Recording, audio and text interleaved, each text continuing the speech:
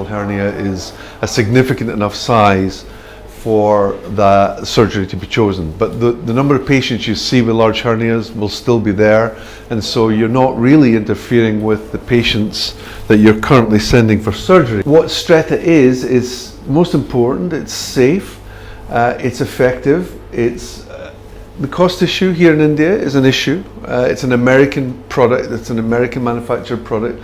So we understand there are cost issues, but in terms of some of the other endoluminal options out there, it's very effectively priced, and it's an outpatient procedure. So the patient can come in the morning, have the procedure, and go once you're satisfied with their progress. So on the left-hand side, you'll see really 70% of your patient groups will still respond effectively to meds, and they'll be quite happy to stay on the PPIs. The PPIs work. Where we sit is really in this nice middle ground here, where there are about 25 to 30% of the patients, because only 5% of your current patient groupings you're sending for surgery. For those patients that don't want to go for surgery, or perhaps aren't appropriate for surgery, and whose PPI response is dropping, we do prefer there to be some response to PPIs, because if the patients have no response to PPIs whatsoever, then there may be other issues at stake that's causing their symptoms. So our advantage really is that we're extremely well studied. You know, we have now 37 clinical studies, 4 randomized controlled trials, adequately powered,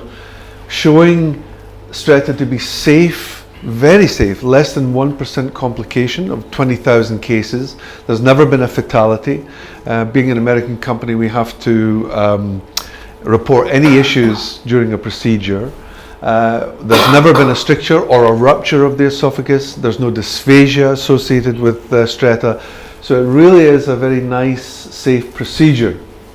Also shown to be very effective and durable, because we now have 3 published, peer-reviewed, published 4-year studies, 1 8-year, and now we have 1 American 10-year follow-up study showing, as I'll show in a second, a significant amount of patients after 1 Stretta procedure still off all PPIs or on reduced levels of PPIs. So the evidence that we have is very comprehensive. It's now up to 20,000 procedures. The usage globally is increasing.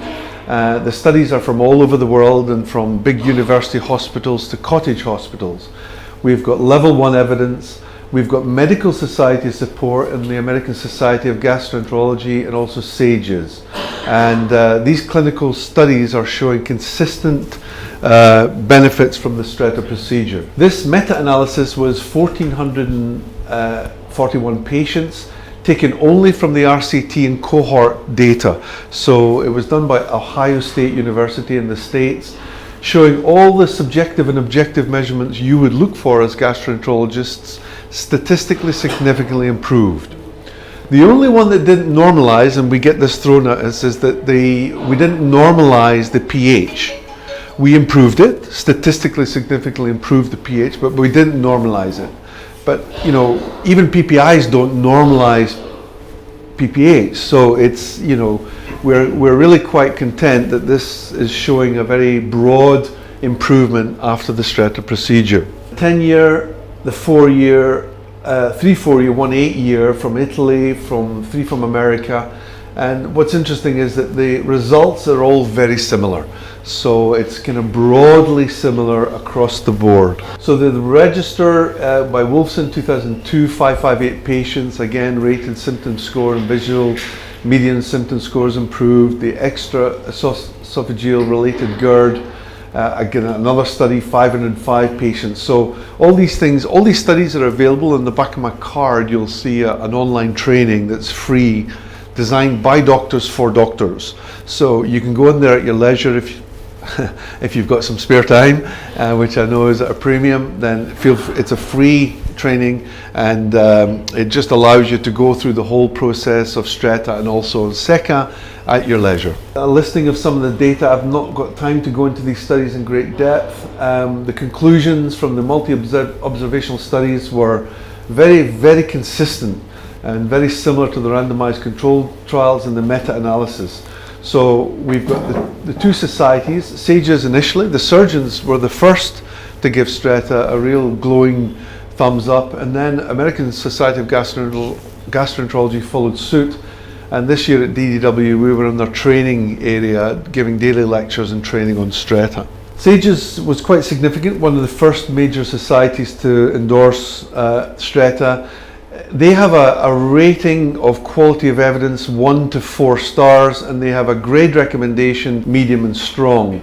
They've given Stretta the highest level of quality of evidence and the highest grade of recommendation that it's possible to get. So it's a pretty strong endorsement from SAGES, the surgeons. And the American Society of Gastroenterology stated that adverse events were infrequent and typically minor. The technique appears to durably relieve GERD symptoms for up to 10 years in the majority of patients. This technique uses RF energy delivery to the distal esophagus and appears to reduce GERD by decreasing tissue compliance and reducing the transient lower esophageal relaxations. Now we've got published data now to show why that's happening, which is quite significant. So how does it work? Well, basically we're using needles to deliver heat to the muscle around the Z-line, around the esophageal gastric line. Our first treatment level is 1 centimeter cephalad to the esophageal gastric line, and then we move forward in ½ centimeter levels, doing 2 treatments at each of these first 4 levels.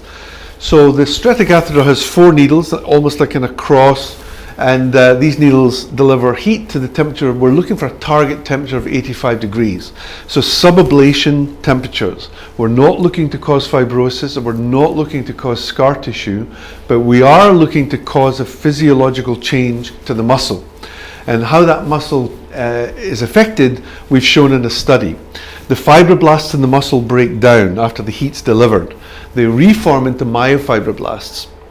So what we're showing is an increase in smooth muscle fiber, an increase in collagen 1, and a decrease in the collagen 3, and a decrease in the interstitial cells of Cajal, which probably explains why the transient relaxations are lowered. So we have a very simple, safe delivery mechanism. The generator is there to ensure complete safety for the patient. If the generator doesn't like what it's sensing from a needle, it will switch that needle off for that 1 minute cycle, and then it resets for the next cycle. So really you've got, it's not unusual to see needles switch off during the procedure. We probably, as an American company, are too safe. Many doctors have said that we're erring on the side of too safe. But you know, American companies hate to be sued, so we're kind of, it's safety first with us. It's very important for us, our safety record. So just in summary, we have functional improvement, we've got symptom relief, and the functional improvement includes the reduction in TLSRs, the barrier increases, the acid exposure decreases, the muscle thickness increases, and the pressure increases. And this providing the symptom relief, as well as if you're using MMS or manometry systems here, you can see quite clearly the changes that are taking place after your patients have been treated. So we are non-ablative radiofrequency. We treat 2 areas, the lower esophageal sphincter, and also we treat the internal anal sphincter, providing gastroenterologists for the first time a therapeutic option for fecal incontinence, because we're kind of doing the same thing. We're using 4 needles to reduce the sphincter compliance that allows a stiffening of the sphincter, which in the case of the SECA device, which is our second product, it gives the patients the sensation of gas or feces so they can get to the toilet on time. It's a huge problem in India, much larger than people realize, because patients are often too embarrassed to even go to their doctors about this issue.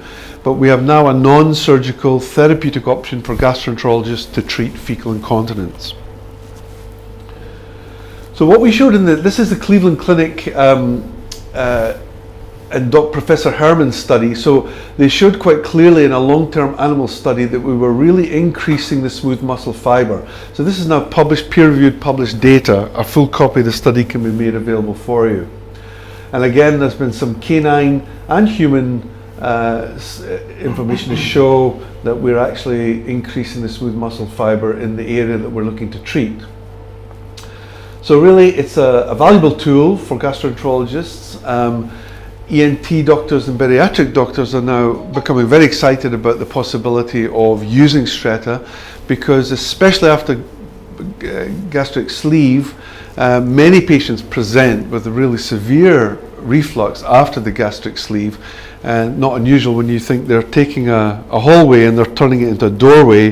The pressure is increased, and so a lot of patients, they estimate 40 to 50% of patients following a gastric sleeve have the unfortunate new symptom of really severe reflux after the sleeve.